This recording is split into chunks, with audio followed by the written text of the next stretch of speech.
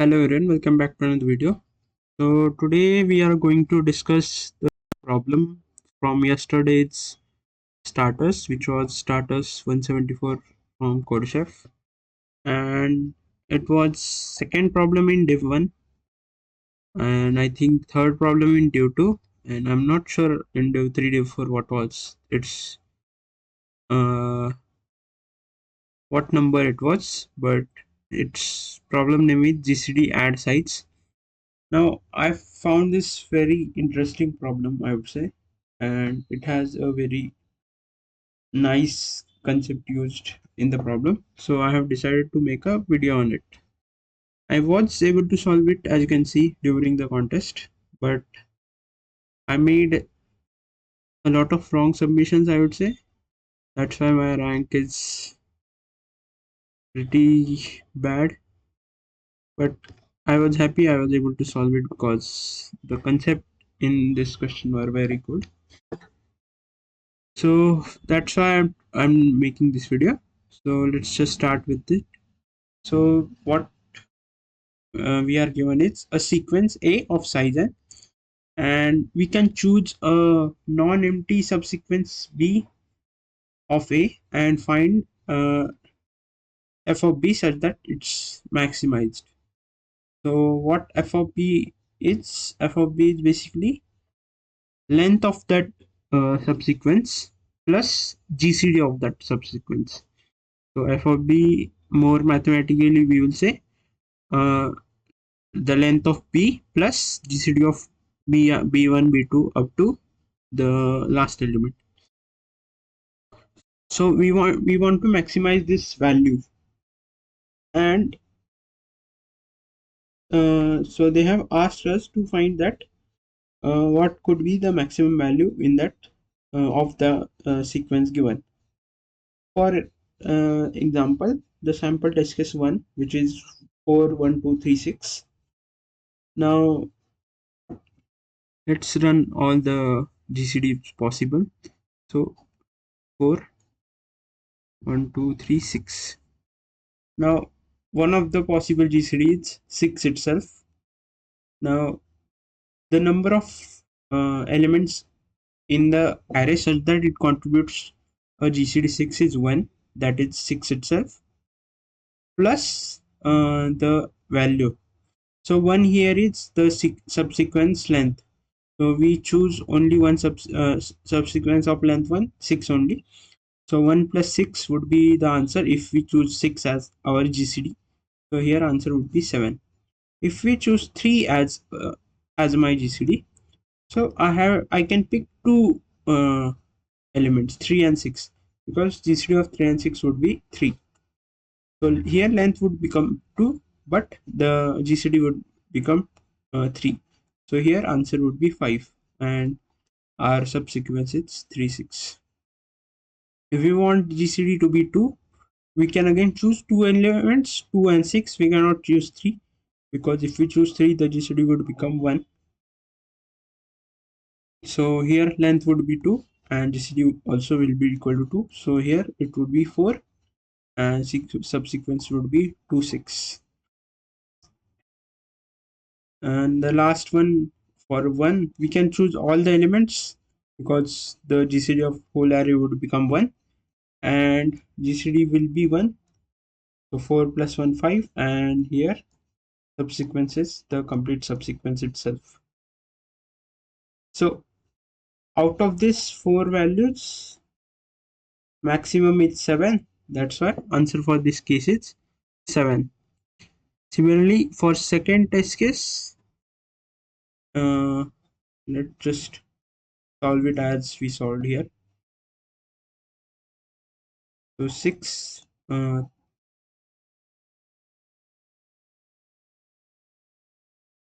its length is 6, yeah. 6 1 3 3. So maximum GCD can be 6, and we can only take one element.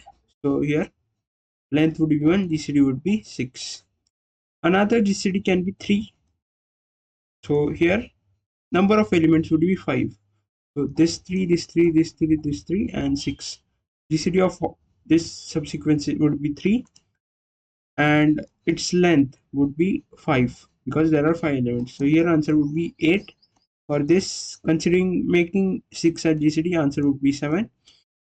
And also making GCD as 1, answer would be 6 plus 1. So we can choose all the elements and GCD would be 1.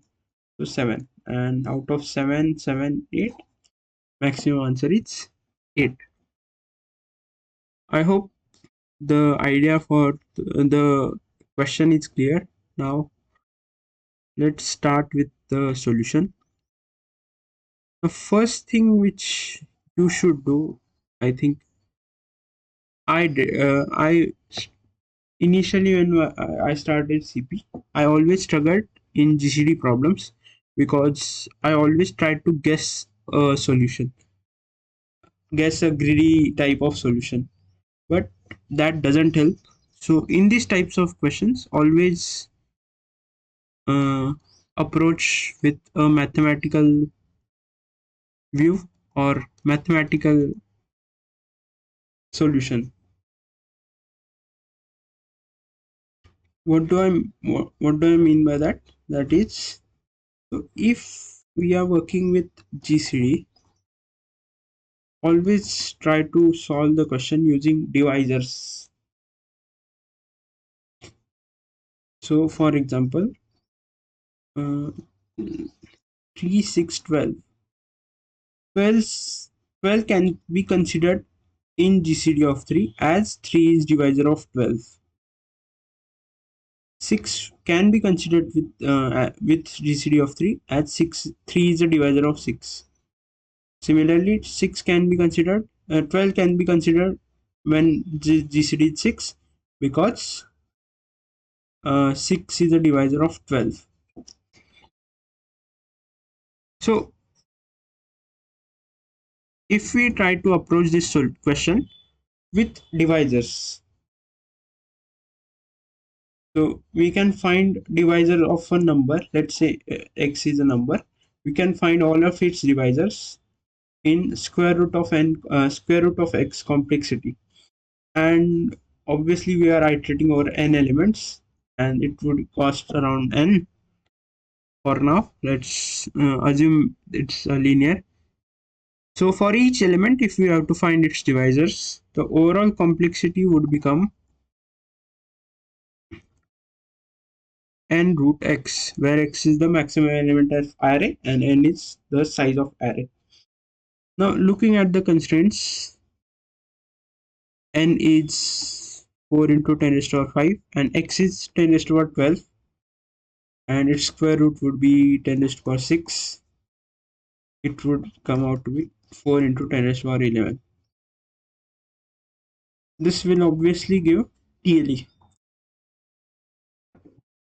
So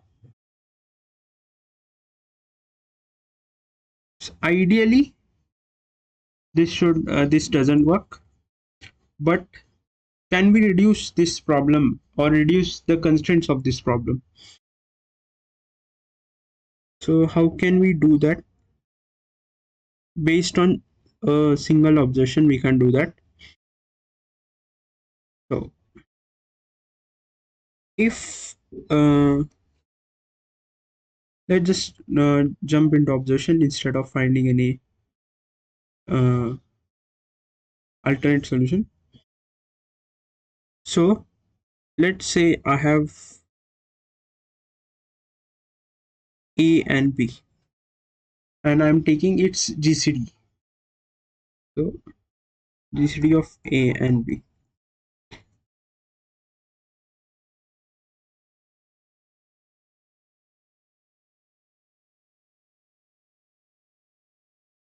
How can I explain it more better? Let me try. Yeah, let's say I have two elements. B is greater than A. Let's assume this, and we are basically taking its GCD A comma B. Now let's say this is a new GCD, and original element was B, and when we try to make a new element, let's call it b dash. B dash would be GCD of a comma b. Now, if we try to find the difference of b and b dash, it would be at least b by 2. So this is our main point of this question. So how, let's say I take b as 16 and a as 8. Now 16 minus GCD of 8 and 16 would be 8.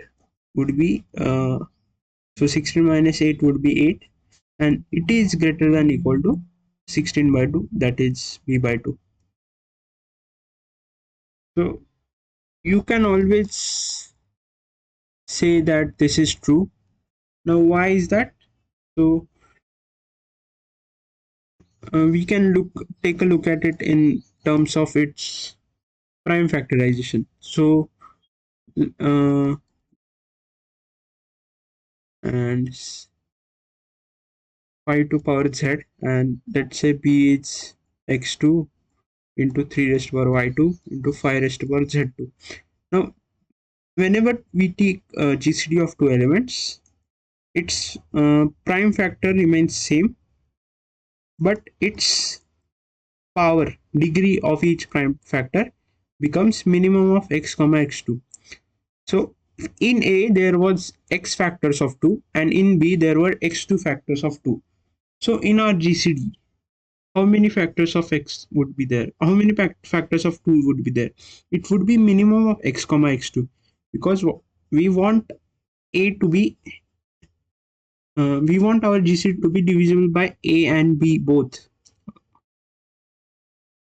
So we want A and B both divisible by its GCD.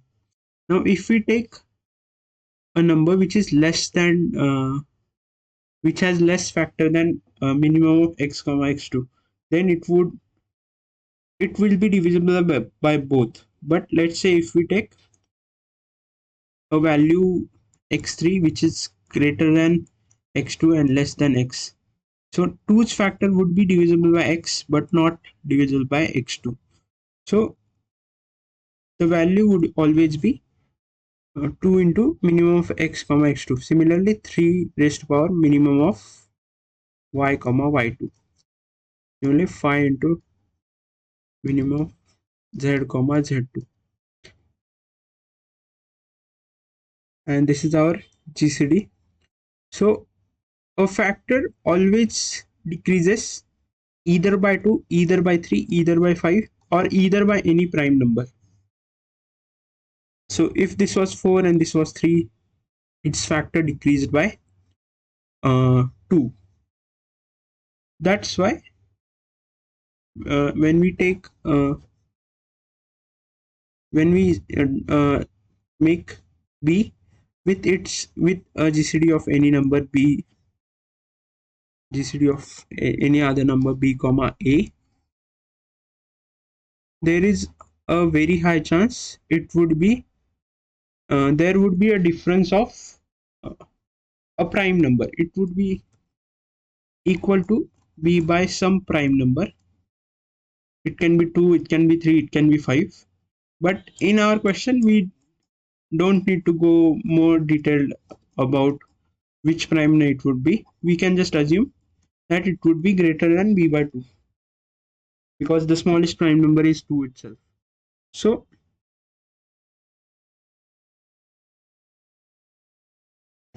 we proved that when I have a number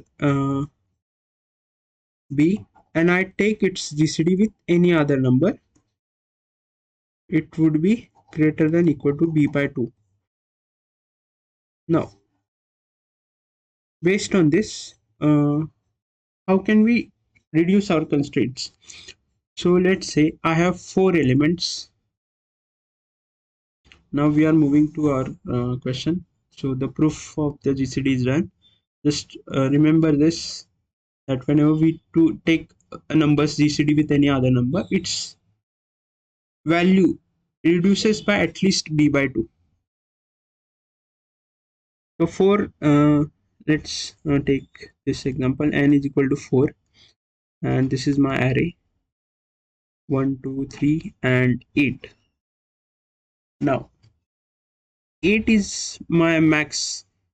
Uh, in our question, there would be always an answer which would be maximum number plus 1. So only take the last number as the subsequence. So 8 would be the subsequence, and answer for it would be 8 plus 1. So 1 is length and GCD is the number itself. Now performing GCD on 8 is not optimal here, because let's say we perform GCD of 8 with any other number. Let's consider this as 4. So let's perform GCD of 8 comma 4. Now according to our theorem, the value of GCD would be 4, and so basically the value decreased by n by 2. The value decreased by at least x by 2. So initially before GCD there was 8 and this was length. So this was our actual value and this was length. After GCD, value decreased by at least 8 by 2, but the length increased by 1.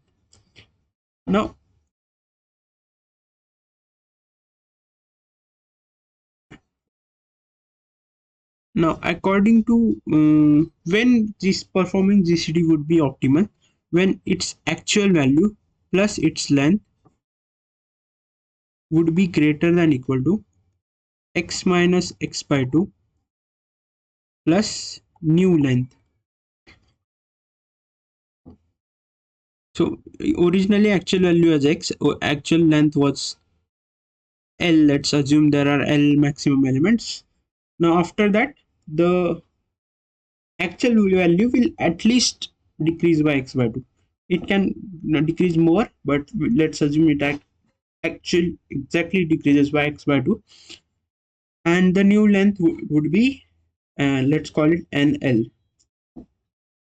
Now in best case, when we perform GCD, what can be the new length? It would be the value of n itself, because let's say the only last element was 8 and all other elements were 4. So performing GCD with all might be the optimal. The new length, we can perform GCD with all the elements. So new length can maximum be n. This would be x by 2 itself, x minus x by 2. This would be x. Now what is the best case where this is this fails? Because what we need to prove is, we need to prove that performing GCD is not uh, uh, when here we are trying to prove that performing GCD is not the best option here. So in that case, to contradict it, what would be the minimum value of L? It would be the 1 itself. So there is only single occurrence of that max element, and still it is and we are considering it only. So this is what our equation looks like. Before x plus, there was x plus 1 answer f of b, but after performing single GCD operation, it became x by 2 plus n. And n is the best possible case, 1 is the worst possible case for before. So we are trying to prove a contradiction over here. Now, what would be the value of x for which this would be true? So try to rearrange this and it would look like this. So x greater than 2 into n minus 1. So whenever x is greater than equal to 2 into n minus 1, performing GCD is not the best solution. Performing GCD always decreases the value. So we proved it with this equation. So consider x as actual value, its length as 1 as max, assuming that there is only one occurrence of that max element. Now, whenever we perform single at least one GCD operation, it will still decrease its value by at least x by 2. So new value becomes x by x minus x by 2, and the new length for best case would be the all the elements. So x plus 1 greater than equal to x by 2 plus n. This is what we need.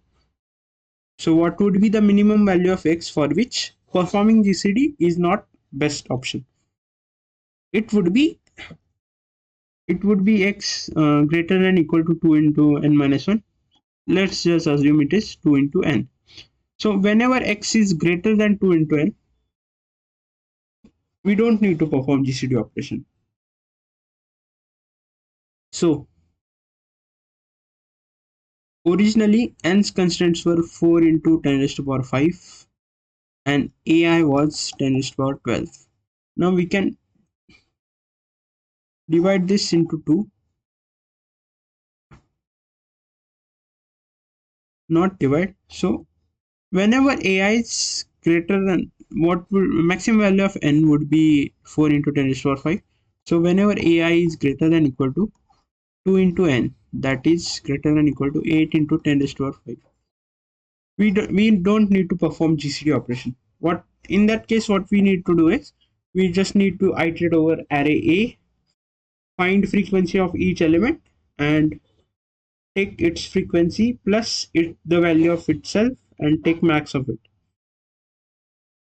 So whenever ai is greater than 2 into n, don't perform GCD operations, and here answer would be max of its frequency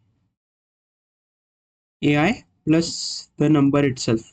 Whatever ai max, whatever this sum max we have, we can would be the answer. Now if ai is less than 2 into n, so ai's value would be 8 into 10 raised to power 5 basically, minus 1, but it's let's just consider ai is 8 into 10 raised to power 5. Now here we can iterate over n and find its divisors in square root of a of I. So it would come out to be n into 10 raised to power 5 into 2 root 2 into 10 raised to power 2 into root 10. You can calculate this. I think it would come out to be 10 raised to power 7 or something. So it would be of order 10 raised to power 7. So we broke down the constraints of the problem into two parts, and we will try solve this according to the values of a of I. That is the whole solution. Coming to this observation itself was more important part of question. Now there is also how would you solve this n into root I issue is when we perform GCD, what would be the maximum answer? So in that case, I think it is kind of a DP solution, and you can call it DP, but I don't think you can. It is more of a standard divisor problem. It is based on DP, but whatever we can call it. So let's say I have uh, 8 elements. Now, for each number, what we need to find is how many numbers are there which can contribute to its GCD. So for 8, there can be 2 numbers. For 4, there can be 3 fours, but also additional 2 8s will also contribute to 4 as GCD. Similarly, 2 will contribute to 2 GCD. 3 fours will also contribute, and 2 8 will also contribute. And here 2 twos, 3 fours, and 2 eights. So we found all the numbers contribution to its current number.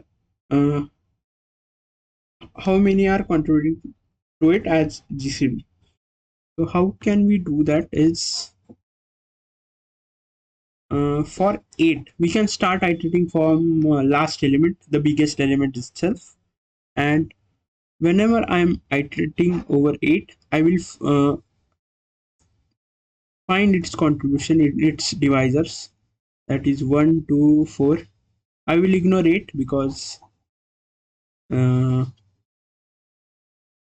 we don't need to add contribution of that number to itself. So for 1 it would be, so occurrences of 1 or contribution of 1 will increase by frequency of 8. Similarly, occurrence of 2 will increase by frequency of 8. So MP is basically storing all the numbers, count of all the numbers which are contributing as GCD equal to 2, and 8 frequencies, frequency of that number in original array. Similarly, MP of 4 will increase by frequency of 8. So move, iterate from right to left in sorted or reverse sorted order, and find contribution of that number and add it to all of its divisors. Now its contribution would be frequency of that number itself, and its contribution would be added into its all of its divisor. So uh, for that I'm using this MP map or vector, whatever is more comfortable to you.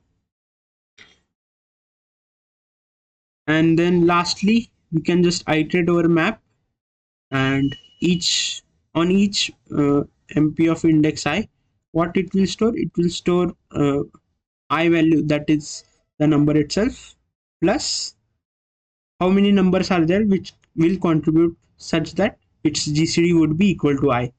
So I plus MP of I would be one possible answer. So iterate over all the i's in MP. So it would be 1 2 max number itself, and find this value I plus MP of I and take max of it over all the i's. So that would be the answer. So let's just see the code for it.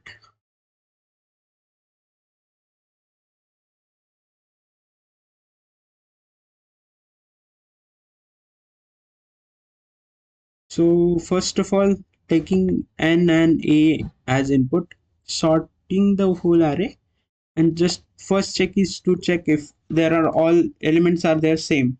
So if all the elements are the same, then answer would be the element itself plus n, because all will contribute to same, all will have same GCD, which is the number itself. Now the first case where a of n minus 1, that is max element, is greater than equal to 2 into n, then performing GCD is not, will not give optimal approach, optimal solution. It will always decrease my answer. So in that case, what would be my answer? It would be just uh, the number and its frequency. So uh, taking a map, storing its frequency, then iterating over a map, and uh, adding its value plus its frequency and taking max of it and printing the answer. Now this GCD would also be not required, but I just added in case, but it is not required. Now second, when a of I is less than 2 into n. Now in this case we need to have two maps.